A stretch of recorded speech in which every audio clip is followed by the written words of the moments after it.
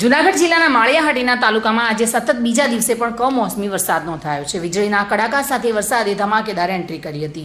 છેલ્લા ઘણા દિવસોથી તાપમાન ઊંચું થવાના કારણે ઉકળાટનો માહોલ જોવા મળ્યો હતો. જોકે બપોર બાદ વાતાવરણમાં અચાનક પલટો આવ્યો હતો અને ભારે પવન સાથે વરસાદી ઝાપટું આવ્યું હતું. વરસાદે પહેલા આકાશમાં ઘનઘોર કાળા ડિબાંગ વાદળો છવાયા હતા અને આંબલગઢ, અમરપુરા અને જલંધર જેવા આસપાસના ગામોમાં પણ વરસાદ નોંધાયો છે. જોકે ભારે વરસાદને કારણે ખેતરોમાં ઊભા પાકને નુકસાન પહોંચી શકે છે. ખાસ કરીને કેરી, મગ, તલ અને બાજરી જેવા ખેતીના પાકને નુકસાનની ભીતિ સેવાઈ રહી છે.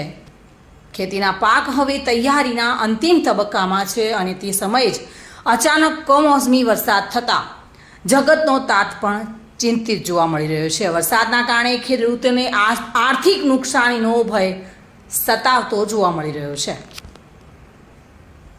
પ્રતાપ સિસોદિયા સાથે bureau report, today Gujarati news.